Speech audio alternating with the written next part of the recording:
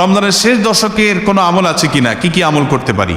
রমজানের শেষ দশক হলো আমলের সবচেয়ে গুরুত্বপূর্ণ দশক। ভাইরা আমার, নবী করিম সাল্লাল্লাহু আলাইহি সাল্লাম সম্পর্কে আম্মা আয়েশা বলেছেন, কানা ইয়াজিতাহিদু ফীহি মা লা ইয়াজিতাহিদু ফী গায়রি।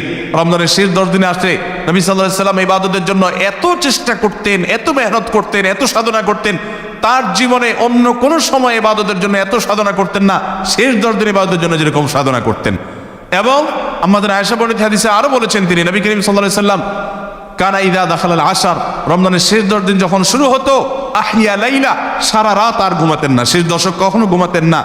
ওয়া আইকাযা আহলা, পরিবারের লোকদেরকে ঘুম থেকে ডেকে তুলতেন। ওয়া সাদ্দা মিযরা, কোমর বেঁধে নিতেন। এবং ইবাদতের জন্য সবচেয়ে বেশি মেহনত মুজাহাদা তিনি করতেন। ভাইরা আমার, রমজানের শেষ দশক হলো ইবাদতের সবচেয়ে গুরুত্বপূর্ণ সময়। আমাদের বেশিরভাগ মানুষ ঈদের কেনাকাটায় আমরা ব্যস্ত হয়ে পড়ে, শহরের মানুষ গ্রামে যাওয়া ব্যস্ত হয়ে পড়ে, গ্রামের মানুষ শহরের মানুষকে ওয়েলকাম করার জন্য ব্যস্ত হয়ে পড়ে। আমাদের শেষ দশকের ইবাদত হয় না। শেষ দশক ইবাদত করার চেষ্টা করবো তো ইনশাআল্লাহ। শেষ দশকের প্রধান ইবাদত হলো এতেকাফ। শেষ দশকের প্রধান ইবাদত কি? এতেকাফ।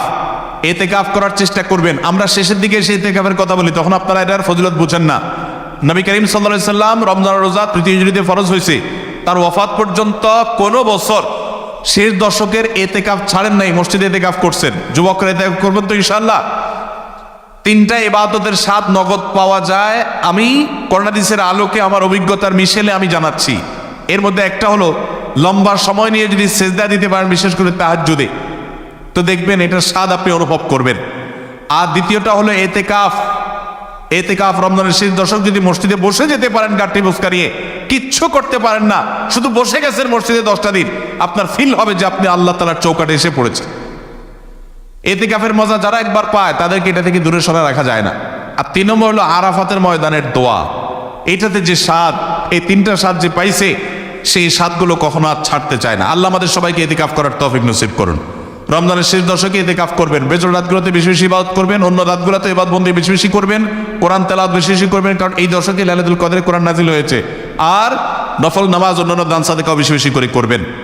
রমজানে নারীদের প্রচুর ব্যস্ততা থাকতে হয়, তাই নারীদের জন্য অধিক ফজিলতপূর্ণ কোনো আমল আছে কিনা? আমাদের মা বোনরা রমজানে অনেক বেশি ব্যস্ত হয়ে পড়েন। মা বোনরা রমজানে বেশি ব্যস্ত হয়ে পড়েন, সেই জন্য তাদের ব্যস্ততা কমিয়ে আমল এবং ইবাদতের সুযোগ করে দেওয়ার দায়িত্ব আমাদের পুরুষদের। রমজান আসছে, সিয়াম বিরত থাকার জন্য পানাহার দিনের বেলা আল্লাহ তাআলা নিষেধ করে দিয়েছেন। আমরা এই পরিমাণ খানা খাই যে রমজানে আমাদের খানার চোটে মা বোনরা ইবাদত করতে চাইলেও করতে পারে না। দুপুর 3টা 4টা থেকে ইফতার বানানো শুরু হয় বেচারীদের। আমরা মাগরিবের সময় খাই, মাগরিবের পরেও তাদের কাজ করা লাগে। আমরা পরিকল্পনা করব এখন থেকে যে আমাদের ইফতারের আইটেমগুলো কমাবো এবং রমজানের আগে থেকে ঝামেলাগুলো সেরে ফেলবো, যাতে করে মহিলাদের বেশি একটা ইবাদত করতে বিঘ্ন সৃষ্টি না হয়। পুরুষরা সহযোগিতা করব যাতে করে তারা ইবাদত করতে পারেন। তবে তারা যে চেষ্টা করছেন রোজাদারের জন্য, সেটাও তাদের ইবাদতের সওয়াব এনে দিবে। সেই সাথে কাজের ফাঁকেও তারা জিকির আজকার, দোয়া দুরূদ করতে পারেন, মাসিক অবস্থায় ইসলামিক বই পড়তে পারেন, জিকির করতে পারেন, দোয়া করতে পারেন। এভাবে তারাও রমজান মাসটাকে ফলপ্রসূ করতে পারেন। আল্লাহ তাআলা তাদেরকেও সওয়াব দিবেন ইনশাআল্লাহ। ঈদ উল ফিতরের রাতেও দিনের কোনো আমল আছে কিনা? ঈদ উল ফিতর এর সুন্নাহ আছে অনেকগুলো। কি কি সুন্নাহ আছে ঈদ উল ফিতরের? ঈদের চাঁদ ওঠার পর থেকে প্রথম আমল হলো ফিতরা দেওয়া। পরিবারের সবার তরফ থেকে গরিব অভাবী লোকদের কাছে, আপনার পরিবারে 5 জন হলে 5 জনের পক্ষ থেকে ফিতরা আপনি খাবার পৌঁছে দিবেন গরিবের বাসায়। এটা হলো প্রথম আমল। দ্বিতীয় হলো ঈদের চাঁদ দেখা গেছে, তাকবীর শুরু করবেন, আল্লাহু আকবার, আল্লাহু আকবার, লা ইলাহা ইল্লাল্লাহ, আল্লাহু আকবার, আল্লাহু আকবার, ওয়ালিল্লাহিল হামদ। বেশি বেশি করে পড়তে থাকবেন এটা। পুরুষ হোক নারী হোক সবাই, পুরুষ একটু জোরে জোরে, মহিলা একটু আস্তে আস্তে। অবশ্য ওইটা ঈদগাহে আসার সময় জোরে জোরে পড়বেন, একইদে জোরে একইদে আস্তে, কিন্তু এমনি স্বাভাবিক অবস্থায় সাধারণ গতিতে পড়বেন, নারী পুরুষ সবাই যার যার মতো করে তাকবীর। এবং বিশেষ করে এই তাকবীর এটা জিলহজের প্রথম দশকে পুরো দশক ধরেই পড়তে হয়। যাই হোক, এই ঈদের চাঁদ ওঠার পর থেকে ঈদের নামাজ পড়তে তাকবীর আমরা শেষ করে পড়তে থাকবো। তৃতীয়ত হলো মেসওয়াক করবেন। 4 নম্বর হলো গোসল করবেন ঈদের দিন উপলক্ষে। 5 নম্বর হলো সুন্দর পোশাক পরবেন, যা আছে এর মধ্যে সুন্দর, নতুন হওয়া জরুরি না। 6 নম্বর হলো সুগন্ধি ব্যবহার করবেন। 7 নম্বর হলো আপনার খেজুর খেয়ে তারপরে ঈদগাহে আসবেন, খেজুর খেয়ে মিষ্টি মুখ করে ঈদ উল ফিতরে ঈদগাহে আসবেন।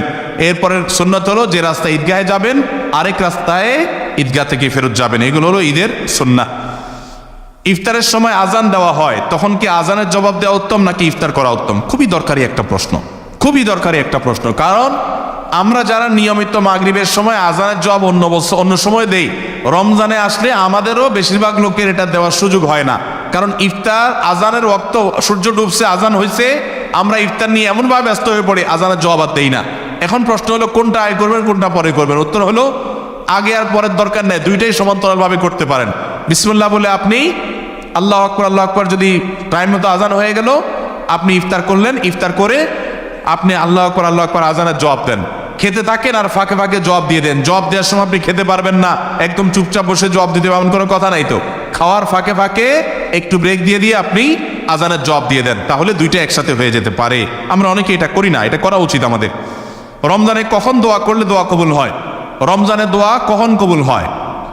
প্রথমত রোজাদার ব্যক্তির সারাদিনই দোয়া কবুল হয়। নবী করিম সাল্লাল্লাহু আলাইহি ওয়াসাল্লাম বলেছেন যে রোজাদার ব্যক্তির দোয়া কবুল হয় হাত্তা ইফতিরা, সে ইফতার করার আগ পর্যন্ত। কোন হাদিসে আসছে হিনা ইফতির, ইফতারের সময়টাতে দোয়া কবুল হয়। তাহলে রোজাদার সারাদিনই তার দোয়া কবুল হয়। আপনি রোজা অবস্থাতে, সিয়ামরত অবস্থাতে, অফিসে আদালতে, কাজে কর্মে, মা বোনরা রান্না বাড়ায়, যে যেখানে থাকেন না কেন, ওই ফাঁকে ফাঁকে আপনি দোয়া চালাই দিবেন। এবং দোয়ার জন্য অজুও জরুরি না, বিনা অজুতেও দোয়া করতে পারেন, যদি অজু করে করলে উত্তম। আর দুই হাত তুলে করতে পারছেন না, কাজ করছেন, মনে মনে আল্লাহর সাথে কথা বলছেন, এটাই দোয়া, মুনাজাত চলতে থাকবে। সারাদিনই রোজাদার ব্যক্তির রোজা অবস্থায় দোয়া কবুল হয়। বিশেষ করে ইফতার আগ মুহূর্তে দোয়া কবুল হয় স্পেশালি। আর ভোর রাত, সেটা তো দোয়া কবুলের সময়, সাহারির সময়টা। তাহলে সারাদিন ইফতারের আগে এবং সাহারির সময়, 3 সময় রমজান মাসে দোয়ার জন্য বিশেষভাবে যত্নশীল থাকবো। এরপরে প্রশ্ন হলো, রমজানে গুনাহ মাফের জন্য কোন দামি আমল ও দোয়া আছে কিনা, কিভাবে ক্ষমা পেতে পারি দয়া করে জানাবেন। রমজানে গুনাহ মাফের জন্য আল্লাহ তাআলার কাছে তওবা এবং ইস্তিগফারের কোনো বিকল্প নেই। তওবা ইস্তিগফারই হলো গুনাহ মাফের প্রধানতম মাধ্যম। আপনি আল্লাহর কাছে বিগত জীবনের গুনাহগুলো মাপ চেয়ে পরবর্তী জীবন শুদ্ধ সুন্দর থাকবার সংকল্প করবেন, এটাই হলো মূল উপায়। এবং এর মাধ্যমে আল্লাহর কাছে গুনাহ আপনি মাফ করাতে পারেন। প্রতিদিন একটা সময় বের করেন, ওই যে বলছি সাহারির সময় 5টা মিনিট 10টা মিনিট একটু হাত তোলেন, একটু আল্লাহর সাথে কথা বলেন, আল্লাহ আমি অনেক গুনাহ করেছি, অনেক অপরাধ করেছি, আপনি সব মাফ করবেন, ওয়াদা করেছেন, আল্লাহ ক্ষমাশীল, আল্লাহ ওয়াদা করেছেন মাফ করবেন, আল্লাহ আমি আর করবো না, সংকল্প করেন, নিজে যা করেছি তার জন্য লজ্জিত হন, ভবিষ্যতে না করার সংকল্প করেন, আল্লাহ তাআলা মাফ করবেন ইনশাআল্লাহ। তারাবির নামাজের নিয়ত কিভাবে করব? তারাবির নামাজের নিয়ত কিভাবে করবেন? কারণ মুখস্থ আছে তারাবির নিয়ত? নাওয়াইতুয়ান বলেন, কার মুখস্থ আছে? একজন বলেন অন্তত। তারাবির নিয়ত কে বলতে পারবে? বলেন বলেন ভাই।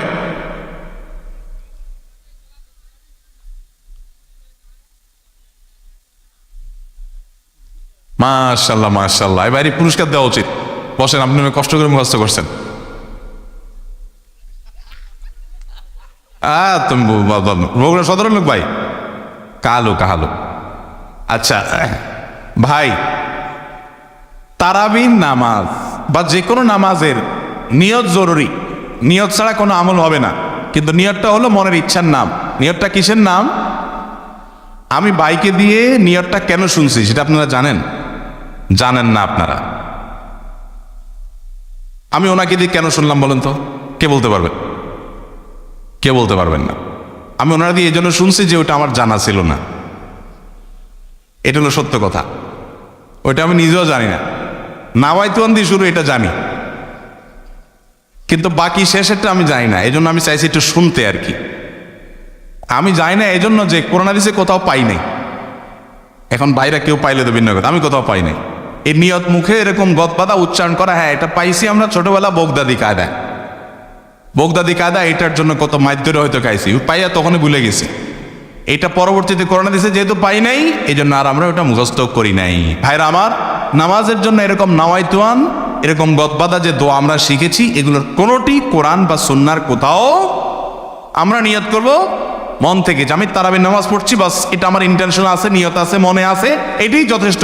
মুখে উচ্চারণ করা জরুরি না, এবং মুখে উচ্চারণ করা এটা সুন্নাহও না। নবী সাল্লাল্লাহু আলাইহি ওয়াসাল্লাম শিখানো না এটা আমাকে। ইবাদত করতে হবে তার পদ্ধতিতে। কোনো হাদিসে যদি উৎসাহ দেওয়া না থাকে, আমি কেন সেটা করতে যাব, কসরত করতে যাব? তবে নিয়তটা হলো অন্তরের ইচ্ছার নাম, সেটাই যথেষ্ট। আলাদা মুখে নাওয়াইতুয়ান পড়ার দরকার নেই।